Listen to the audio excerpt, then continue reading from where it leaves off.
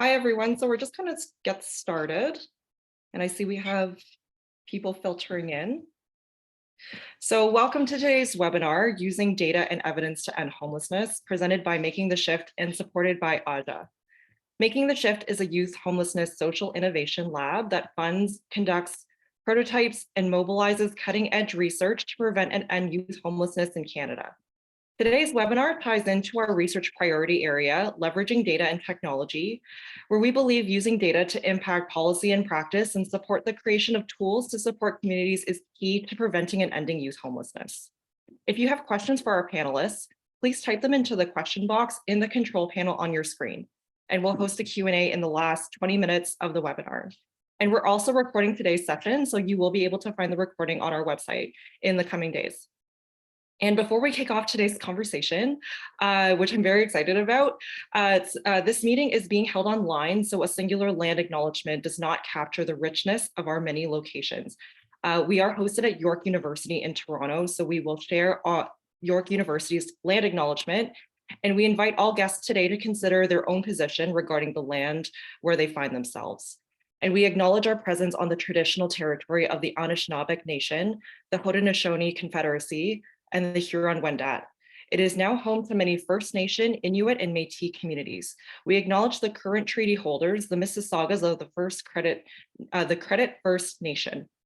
This territory is subject of the Dish with One Spoon Wampum Belt Covenant, an agreement to peaceably share and care for the Great Lakes region. Okay, and now I invite our two guests for today, Dr. Stephen Gaetz and Dr. Lígia Teixaira, to turn on their cameras and join us on the screen. Hi, Lígia. Hi, Steve. Hi, how are you doing? Good, so good to have you with us today.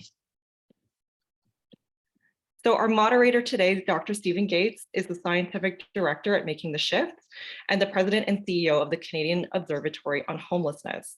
His research on homelessness has focused on economic strategies, nutritional vulnerability, education, and legal and justice issues, as well as solutions to homelessness from both a Canadian and international perspective. And our guest, Lígia Teixaira, is an international policy expert on homelessness working in the UK. Her work has been instrumental in improving the quality of the evidence base in the UK and beyond by introducing evidence tools and new methods, such as systemic reviews and local policy experiments that develop and test new approaches. She has worked at the London School of Economics, United Nations, Young Foundation, Refugee Council, Crisis, and is now the Chief Executive of the Center for Homelessness Impact. And today our conversation is going to be focused on a book that Dr. Teixaira co-edited called Using Evidence to End Homelessness. The Center for Homelessness Impact brought together this urgent book, gathering the insights and experiences of leaders in government, academia, and the third sector to present new evidence-based strategies to end homelessness. So thanks everyone for joining us today, and I'm going to pass it over to Steve. Thank you very much, and I've really been looking forward to this event. The book that you edited, Lígia, is quite a book. It's got so many chapters from different authors from different perspectives. You introduced the book, and I recommend everybody should read just even your introduction. What led you to decide that a book like this was needed? Great to be here as well, and thank you so much for the invite. Why did I write the book alongside our many brilliant writers?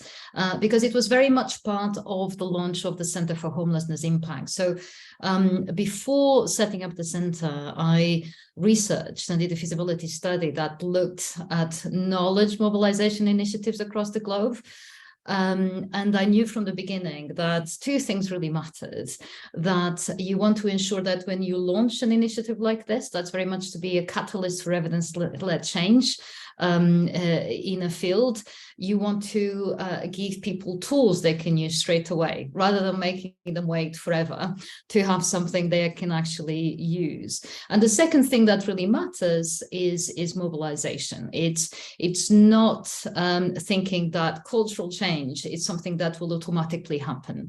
So the book was very much about giving people that context, but also recruiting champions, very influential people from politics, from the nonprofit sector, from related fields like public health, and other change makers from what we call the What Works movement in the UK. That very much I see as having sister organizations across the globe, including your own outfit, Stephen. Oh, great, thank you. Can you summarize, like, what were the key themes you're trying to get across all these articles? Yeah, so for me, what was very clear is that when you take a step back as to how well we were doing when it comes to evidence translation in the UK, we had a lot to celebrate. So we certainly had very strong progressive legislation in comparison to many other countries. We also made lots of improvements to the data infrastructure. We have a much deeper understanding about the root causes of homelessness as well, certainly since I started working in homelessness. But despite all of those developments, there were lots of missed opportunities. And in the last 60 years or so, since homelessness became an issue that the public really cared about in the UK, our best services seemed to make a difference, but it was hard to tell how much of an impact they were making. So it seemed to us that unless, something radical happened, it would be impossible to go from good to great. So the whole mission of the center, the reason why the center was created, the reason why the book was created, was very much to raise awareness that a new approach was needed. So I make that point in the introduction, but then I bring people from other fields like public health, philanthropy as well, to really help highlight some of the things that were missing. Because until we started talking about what was missing, everyone seemed to feel that we were doing okay. You know how fields tend to be quite insular. We hadn't really looked out to see what had been possible by embracing a more empirical approach in other fields, such as international development, such as health, where doctors, I make that point in the book, and regularly, they killed patients for many centuries. So it was only since they started embracing a more empirical approach and patient-centered approach that, the progress in medicine that we benefit from nowadays, came about as well. We also talk a lot about what we mean by evidence of what works, because again, in most fields, there's a correlation between the strength of the evidence and how confident people are about knowing what works. So the weaker the evidence base, the more confident people tend to be about knowing what works. So what we've seen in other fields is that, the quality of evidence improves and people start being more humble about the claims they make on the back of the evidence they actually have. So again, this is a point that many of the authors make about the types of shifts that need to happen. And then we have some contributions that talk about the importance of public perceptions and how the public, have an instrumental role to play when it comes to policy decisions and getting the support that's needed to really have the types of legislation that can prevent people from becoming homeless, which I know is a really important priority for making the shift. And we try to explore why is that? Why is there such a stigma attached to homelessness? And what can be done to actually start shifting that by using, again, a more what works approach to communications? Because we live in a world, and certainly in a field, that has a habit of just raising awareness. Because if we just raise awareness about the problem, automatically people will start supporting the work.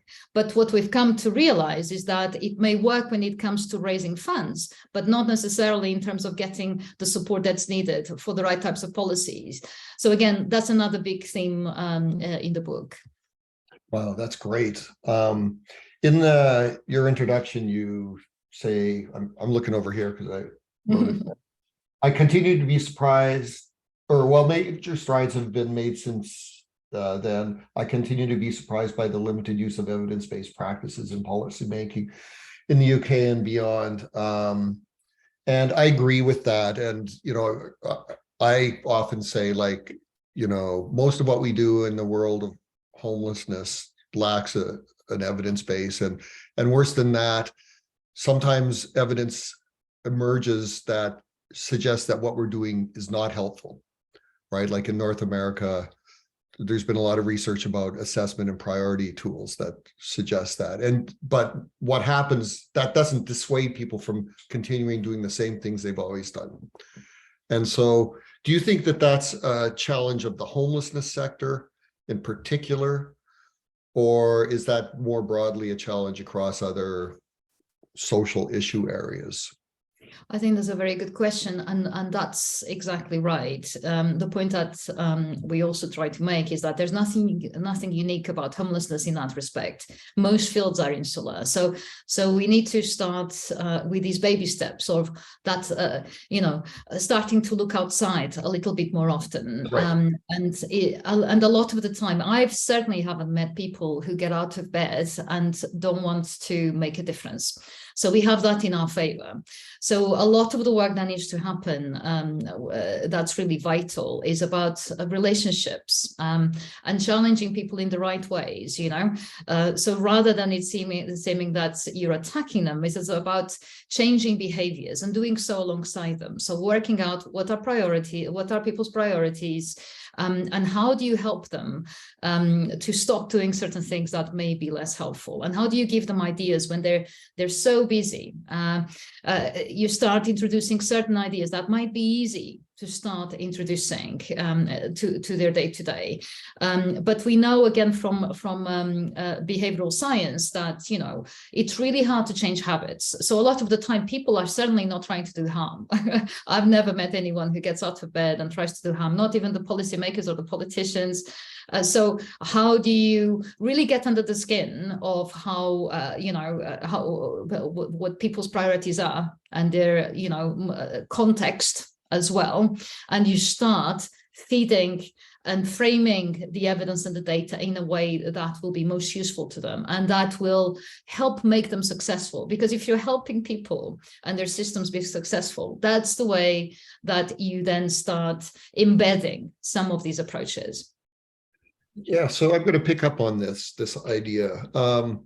With making the shift, when we developed the idea and launched it and went on this journey, we did something deliberate. We made the whole exercise a partnership between researchers and research institution and a national coalition to end youth homelessness in Canada, A Way Home, right? And it was very deliberate because it was our view that as researchers, we're not always very good at that knowledge mobilization piece, right? And we also recognized that what you said about the relational, the relationships are key.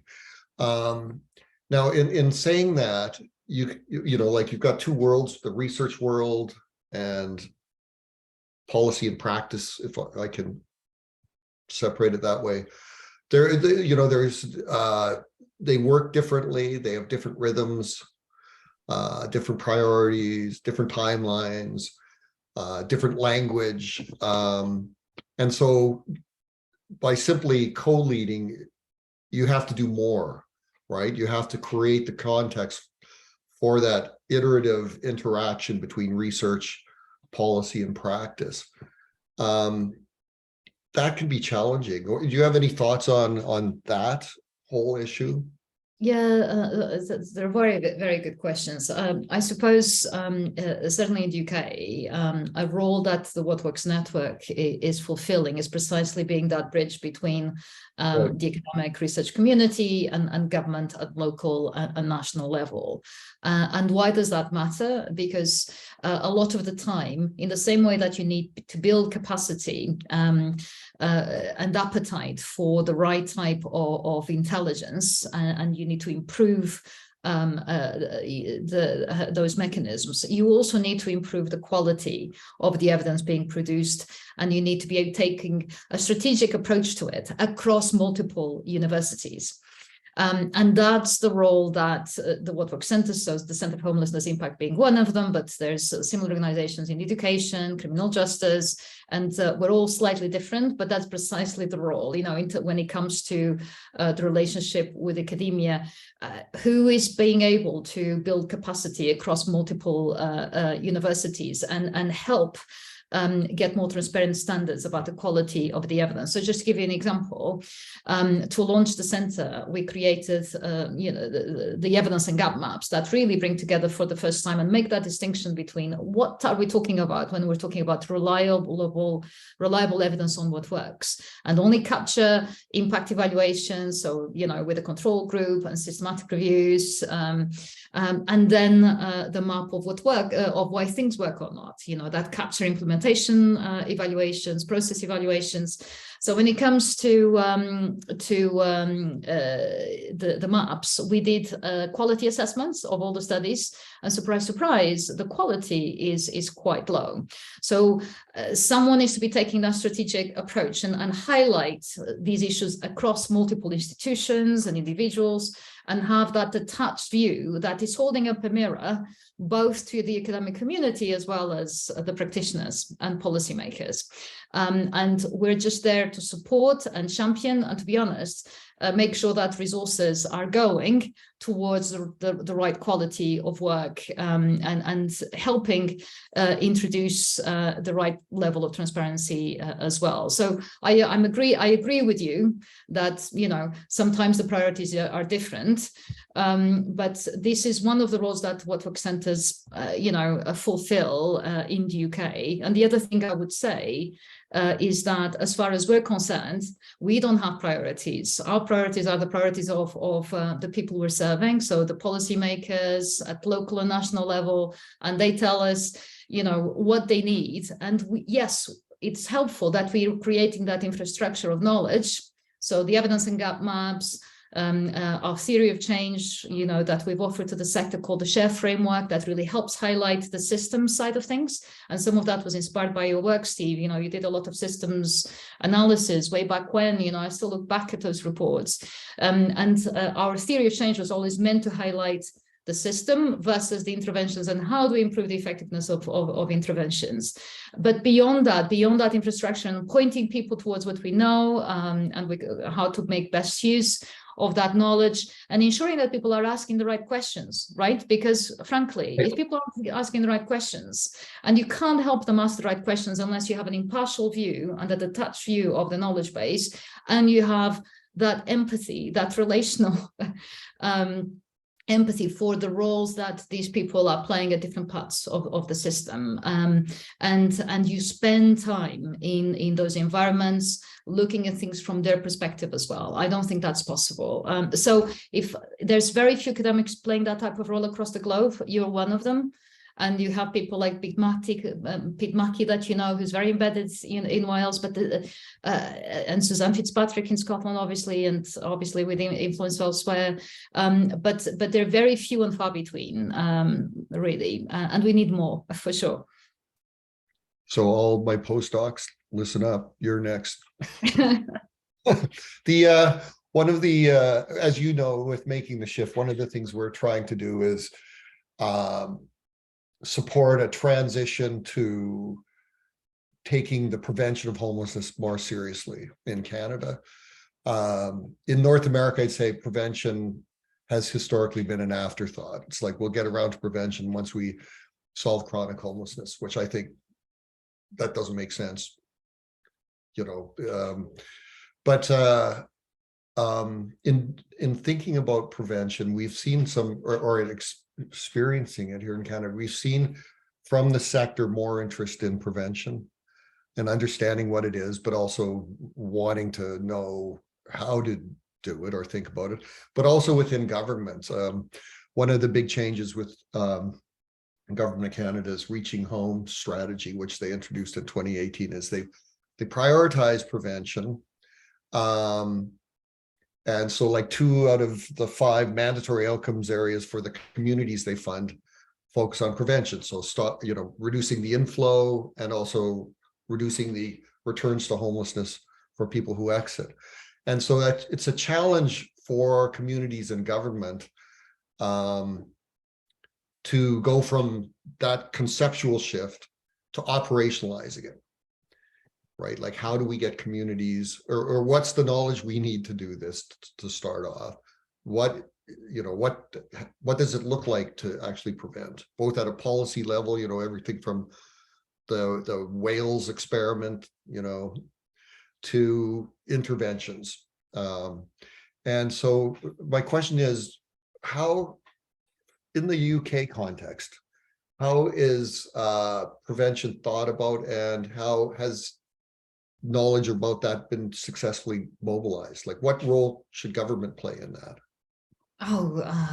Government plays a crucial role, and in the context of Canada, at federal as well as at state level, I'd imagine, and in the UK, it's been exactly the same. So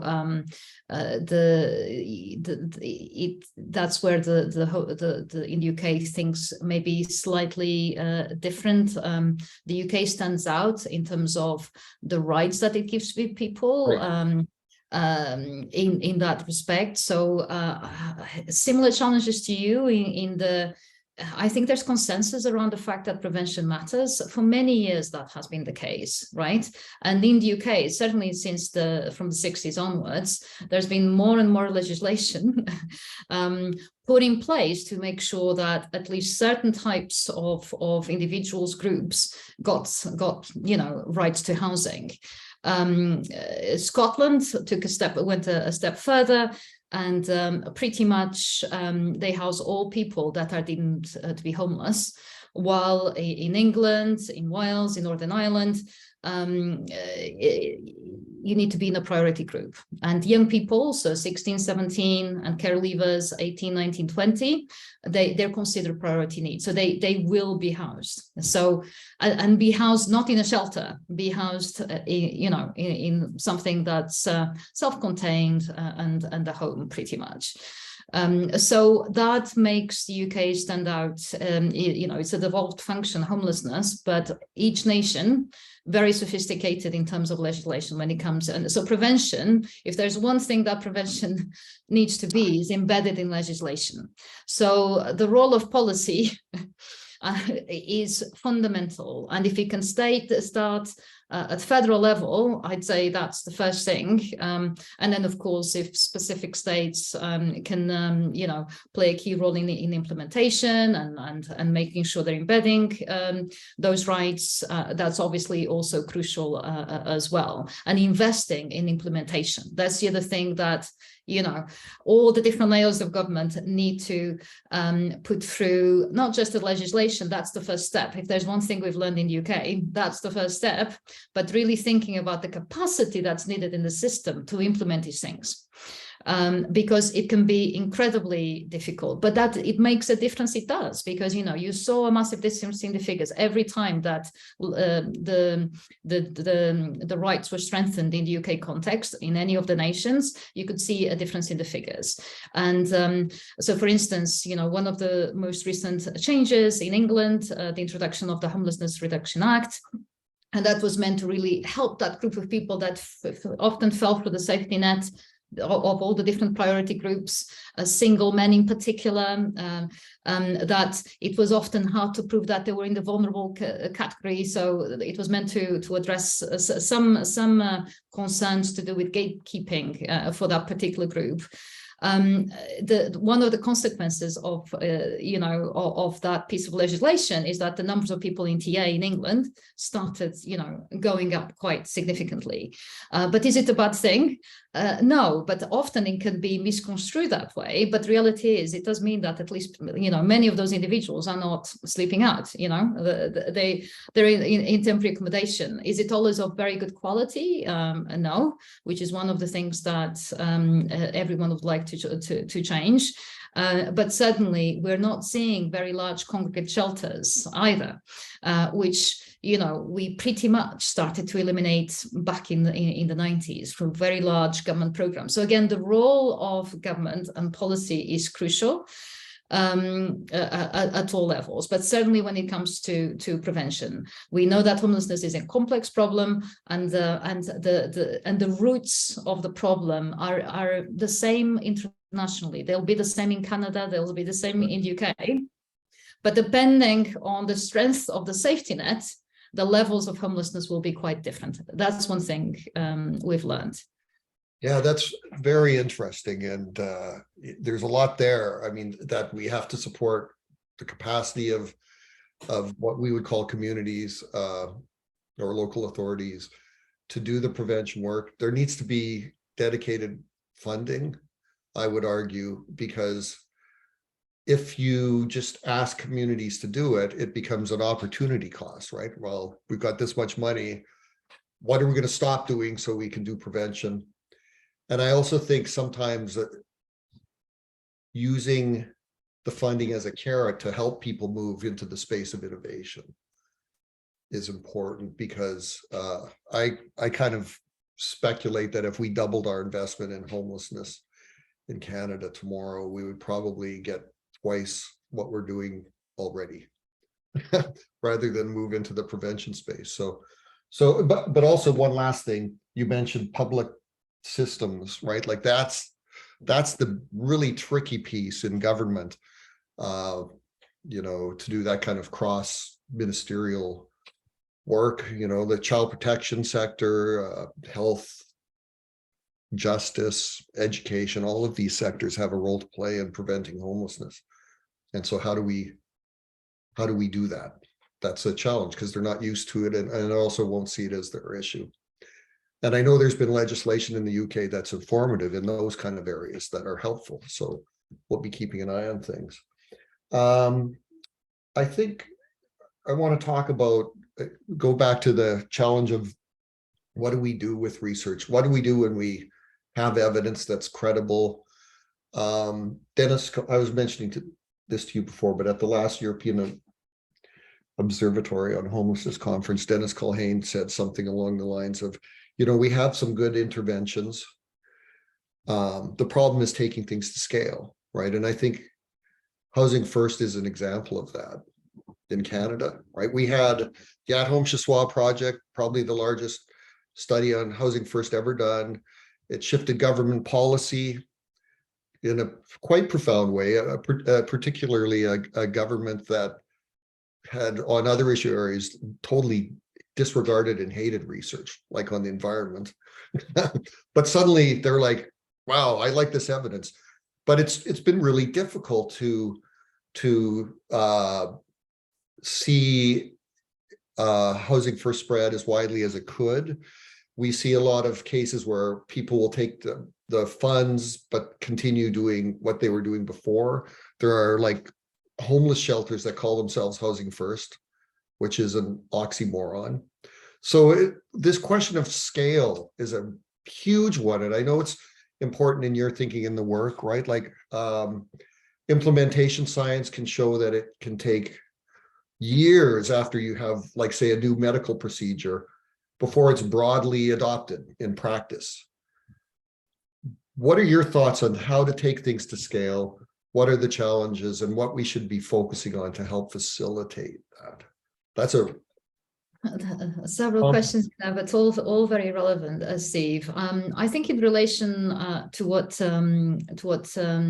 Dennis is saying, we do have a few, but what we haven't done a lot of is the testing of the relative effectiveness of different ways of doing the same thing, for instance. I mean, there's whole areas that, to my mind, remain completely a vacuum, like outreach, street outreach. There's so much resource going into it, but by and large, people are still doing things that they did 30 years ago. Should we be experimenting with the number of hours, the number that people spend out? Should the way that teams are organized, the number of interactions with people, when we know that, especially for that group that really spent many years on the streets, that relationship building is key. And at the moment, to what extent is relationship building really being seen as core? To what extent are outreach workers being given the license to get to know people before they start trying to solve their issues, right? When we know that trauma means that people, why would they, take anything from you? So I think there's loads, the other thing that we've noticed at the center, because, we've come in wanting to, increase experimentation. And then you will realize, actually, many of the interventions out there are really badly defined. So you can't even test them. So we started thinking, what's a hostel? Because, hostels in the UK means something so different from shelters, in Canada and North America, but they haven't been defined. And what models are out there exactly? We know that we closed down all the big hostels with 50, 80 beds, started closing those in the 90s. There's a few left, but not that many. But what exactly are the models? Where in the country? Because if we're talking about moving towards a housing-led system, let's not start closing down things before we actually know what the landscape looks like. And we can be quite smart about what exactly is the need in this particular area. This one, can definitely close versus this other one. A lot of this is how we avoid the trends and fashion, because I think sometimes the backlash that comes along with certain things is that people jump on a bandwagon, and housing first has become that in some places, so you mentioned to an extent in Canada, to an extent certainly, happening in other places as well. So how being very, very transparent and very meticulous about definitions and models, and that's very clear up front before we start scaling, because what I've seen of late is going from nil to scale before we actually understand the impact in a particular area. And I'll give you an example. So, many people would say, oh, housing first works, we just need to do it. And to an extent, we've done that in certain parts of the UK. But the reality is, we don't know how it works. We have in detail. So we haven't had an impact evaluation of housing first in the UK yet, for all sorts of reasons. But what that means is that we don't quite know how that compares against what you did in Canada, that great study, Chiswa, that was so helpful in terms of how best to scale housing first. And my concern is that then there's questions that are open to, are we definitely targeting resources in the right way? Because housing first is a particular type of model, should be targeting a particular type of person. And if we put too many eggs in one basket, it means that we have less for prevention, like you were saying, when actually, unless we stop the flow, we'll continue to have people over here. So we tend to have this jumping on the bandwagon of putting two eggs in one basket.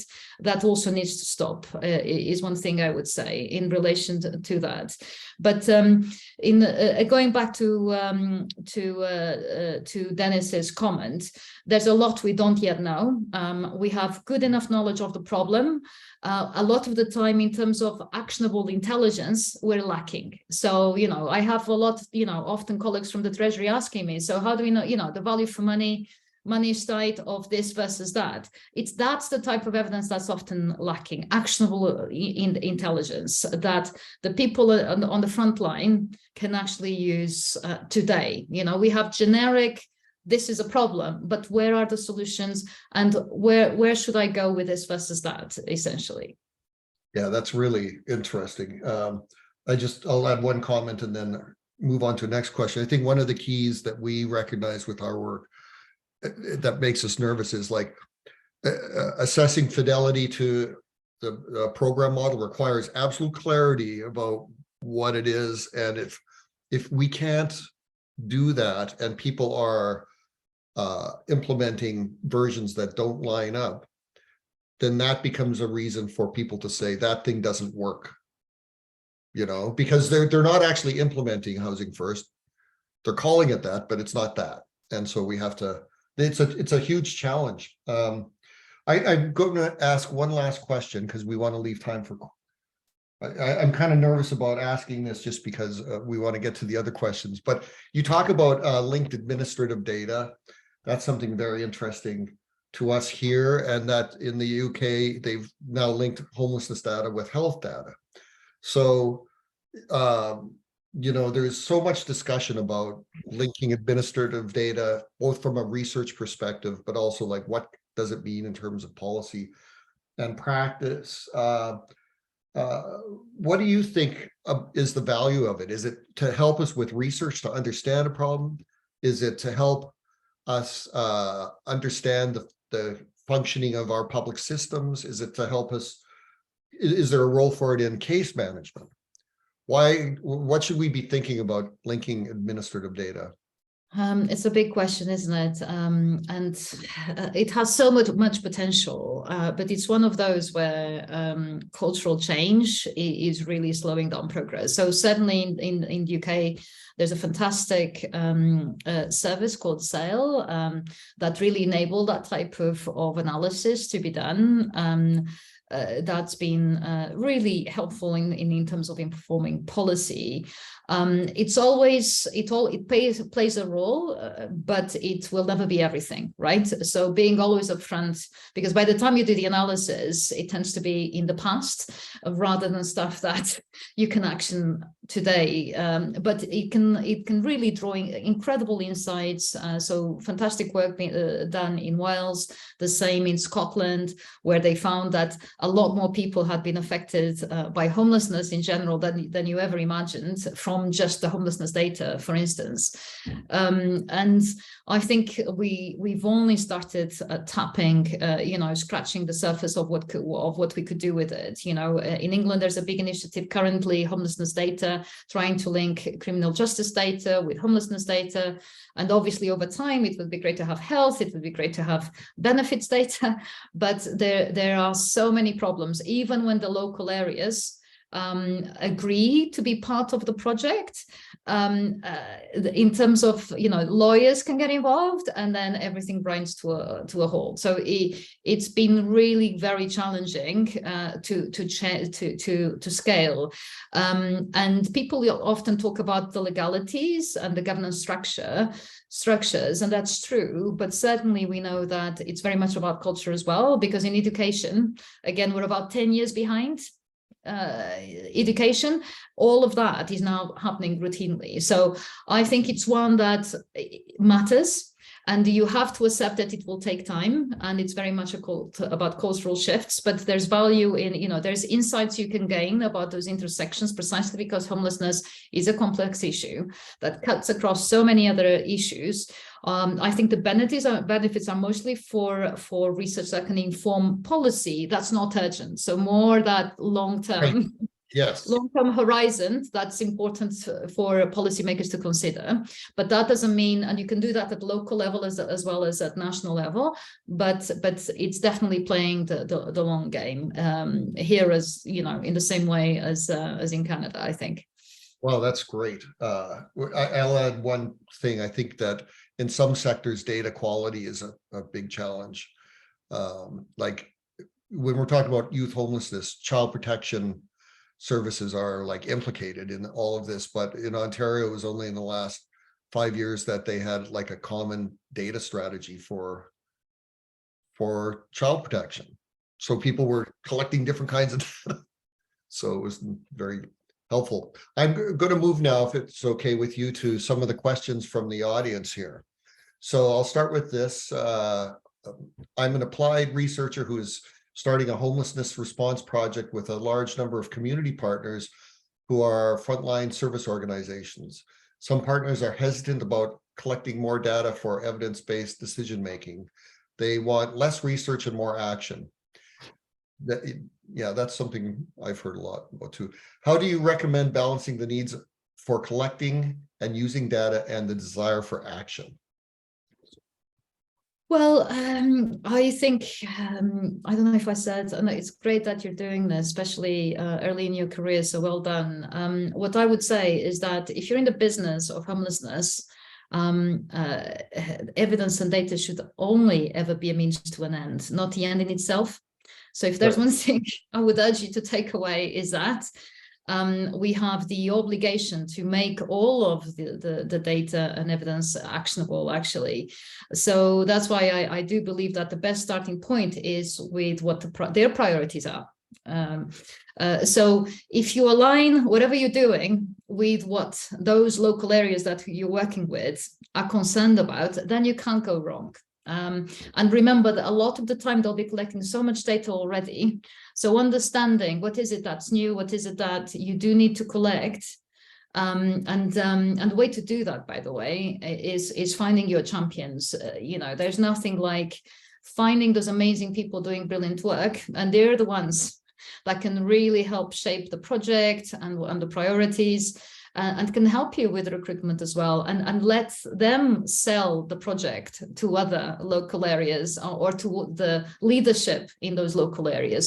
So working through others rather than feeling that it's your role to do all of that, come up with an idea that they'll find interesting and selling it to the leadership in these areas. I think in terms of co-creation, I guess, more. And then, you know, I think a success follows in terms of people thinking this is definitely something that is worth doing. Yeah, I agree with you. The co-creation piece is really important. It's also important to acknowledge that there's always going to be some tension between research and practice, and you have to work with that. You have to find the common ground, common language, honesty about expectations around what can happen with this. So that's a challenge, but I agree with you. Like that's one to deal with. Like if you're going to do this work, that's going to be part of it, is pushback. Here's another question. Lígia mentioned that in the UK they have moved away from very large concrete shelters. In Alberta we have very large emergency shelters that continue to be a big part of the homelessness response, partly due to our climate. Can you speak to how these shelters were phased out in the UK in favor of a prevention-focused approach? Again, this is where cultural change, the cultural environment, I guess, matters so much, right? What's acceptable to the public here? There were some big programs across the UK. Places of Change is the name of the one in England, but similar programs happened in the other nations. And it was on the back of that acknowledgement that, large hostels and hostels that are depressing and not very nice, with no light, etc., that they're not good for people. And if you actually want to help people move away from very traumatic experiences, that space matters. So it was a big movement really here in the 90s, also linked to what was happening at the time, like the Rough Sleepers Initiative. But it really helped that enough influential people really felt this matters. And there were some big hostels as well in Glasgow, and again they were closed down. They were phased out because it was no longer deemed acceptable to that this was a part of the offer. So we tend to have two types of emergency. You have the church shelters. So we call shelters what churches would provide, a few mattresses, camp beds, in a particular room. And with the pandemic, people have moved away from those as well. They tend to have partitions and they're giving people more privacy, which has been great, because that's the non-statutory system. So it's churches, doing that off their own back. And then what we call hostels, which would be the equivalent of your shelter system, they're much lower. The number of beds in any one unit it's much smaller nowadays. And but it was political leadership. It was that started it all. And it was a good example of people actually acting on the evidence right? Are things perfect in terms of emergency accommodation? No, but it's definitely, it's only used for single households, no families, by the way, or would ever be housed in shelters either. It's for single households. But I can't overemphasize the importance of what's culturally acceptable. And I'm always keen, about not taking that for granted, because clearly, whatever happens historically, these things can shift. And suddenly certain things can become acceptable. So I think we are in a good place in that respect. And it does vary across the UK. So in Scotland, human rights are taken even more seriously, I would say, than elsewhere. And that whole place of human rights and human dignity, even more so, but we're in a good place across the UK. Thank you for that. Yeah, that question is a good one. I remember being in the UK about 20 years ago and hearing about all of this, and it just blew my mind. It was like such a conceptual shift, the idea of smaller shelters, but also having rooms with locks, like the dignity that in the design, almost like transitional housing in a way. But in Canada, where there is some talk like that, I think the pandemic has started to give people pause to consider what the role of emergency shelters, as we've had many people across Canada in different cities, different provinces, choose to live in encampments instead of go into emergency shelters. And I think it's pretty important to ask those people why, to understand. And I can predict what many would say, but there's a reason for that. And people are not seeing this as safe or helping their well-being. And so we have to have these debates. Okay, let's see. We've got 10 minutes left. Can you tell us more about the process of editing your book and how you see the policy landscape in the UK is different or similar to North America or other countries, I would say? Denmark. Yeah.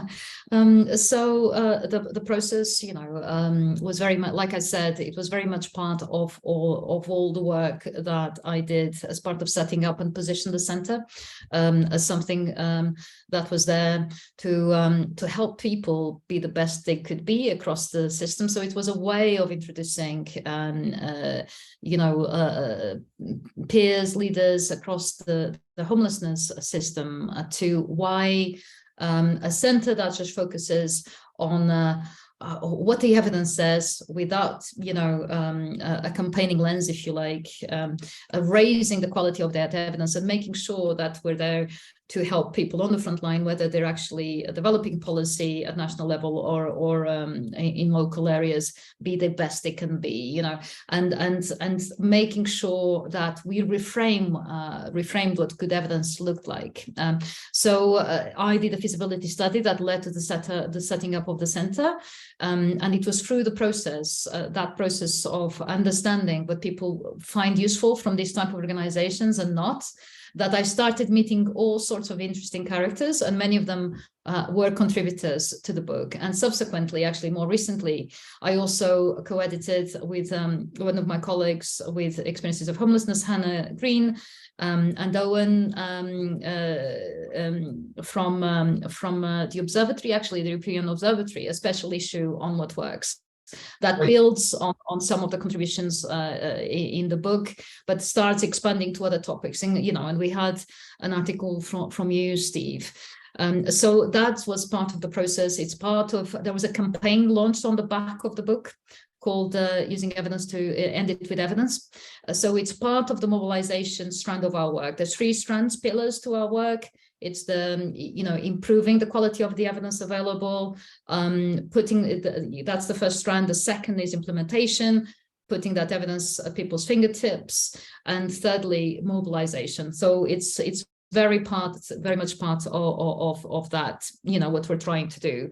And then in terms of the environment here in relation to North America, like I was saying, what we know, we have a very good understanding internationally of what causes homelessness. That's reality. What are the key drivers? And they are the same internationally.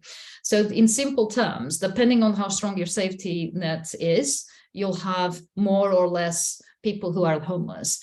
So amongst rich countries, the UK does quite well, because remember that most people who are homeless in the UK, they're actually in temporary accommodation.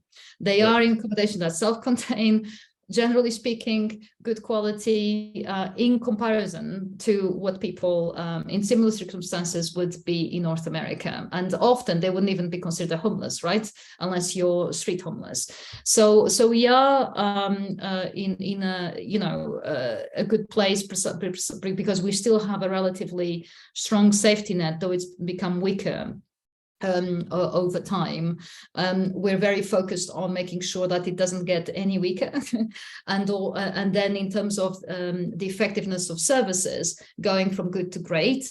And thirdly, getting to public to really understand that none of this is inevitable, even at a time like this. So we're really pleased at difficult times like this, when the UK is doing disastrously in many areas, but homelessness is not one of them, I'm proud to say. And certainly things like benefits, for instance, it was announced today in the mini budget that they will rise in line with inflation. And to my mind, if that's not acting on evidence, I don't know what it is. That's the minimum that could be happening. The benefit system needs a big revamp here, but at least there's certain things that we were very worried about losing at a time like this that we haven't seen, which is good. Wow, that's great. Okay, we have a couple more questions. Let's see if we can get through them. This one, this is an interesting one. Well, they all are, but how do you see the homelessness research and practice 30 years from now? In other words, what do you think needs to be changed at the policy level, and what direction should the future of homeless policy making go? I'm reminded of Yogi Berra's famous line, the problem with predicting the future is you don't know what's going to happen.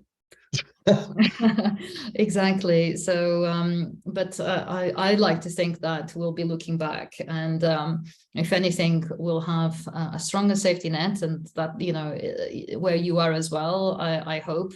And I'd like to think that in 30-year times, we'd have a much stronger evidence base than we currently have, because in comparison to areas like international development, education, transport, we are miles behind, and there's lots of fantastic people doing fantastic work. We need a lot more of that work. And we need much better data to be able to help people faster. So I'd like to think that in 30 years' time, we'll look back and the difference we have with these other fields will have narrowed. That's one of my hopes. But certainly I hope as well that, because without the public support and belief that ending homelessness helps them, not just the people affected, politicians won't care. And we'll go back and lose progress really quickly. So it's really important that we continue to think about the public as well in all of this, because if politicians listen to anyone, it's the public. So let's not forget about working with them as well. Great. Okay. The only thing I can say about 30 years from now, in terms of the state of research, is I won't be doing it. So actually, there's one more thing I'd like to add, okay. And if it's not with you, someone else, and it goes back to one of the things that Dennis's point brought up that I forgot to mention. So another thing I think would really benefit things immensely is having more international trials. So at the moment, we don't really do international trials. There's some comparative work, but there's all sorts of interventions that would lend themselves to international work. So for instance, imagine a Chiswa that was between Canada and the UK. It would have really helped propel things much faster, and the cost of those studies could be spread across two governments. So if there's a big priority, I think, for the movement is that how can we do more international work, because cities like London have much more in common with Toronto than quite a few other areas, and Paris, and New York, than other cities in UK a lot of the time. So how do we make sure that we're testing centered interventions across similar locations as opposed to just focusing on a particular country? So that's my other hope. Great. Okay, we're running out of time. We've got one last question here, and only a few minutes. So how can frontline workers in the homelessness sector be empowered to gather real-time data and act on it in a timely fashion, especially with privacy and sensitivity in mind? That's a really good question. I think the first thing, actually, something we're developing at the moment is stuff that helps them. So, for instance, we're thinking about, we shouldn't just think about the front line as playing a role in collecting data. I think they should be part of experiments that really help with things like burnout and how they can best help different types of people. So I think there's a huge role that these experiments that we're talking about can play in helping the front line be the best they can be. And which is why we're launching a big program of work around workforce burnout. But in terms of what are the things they can do is, again, if they're part of the co-creation of designing particular studies and which ones to prioritize, that and making sure that those are relevant to whatever it is they're doing, that's the way to really make people feel valued. And I don't think you can do good experiments without really listening and doing with them as opposed to them. So again, I think that's how you, experiments that can help them feel valued, making sure that they're resourced appropriately and experimenting with how to deploy those resources, but don't underestimate the value of involving people with those expertise in designing the studies themselves.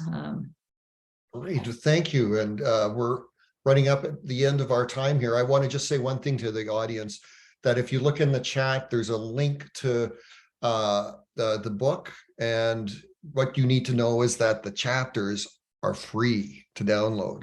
Who doesn't like free stuff? Research swag. So do link it. The chapters are amazing. It's an amazing book, and I thank you for doing it, and thank you for being with us today. So I'll hand it over to April. That was awesome. And yeah, who doesn't like free chapters? So that's very exciting. So thank you so much again to the both of you for joining us today, and for the audience for your attention and your great questions. And if you would like to learn more about Making the Shift, we're at makingtheshiftinc.ca, and we've linked the hyperlink to the book again into the chat. And yeah, we'll just say a final goodbye. So thanks so much to everybody.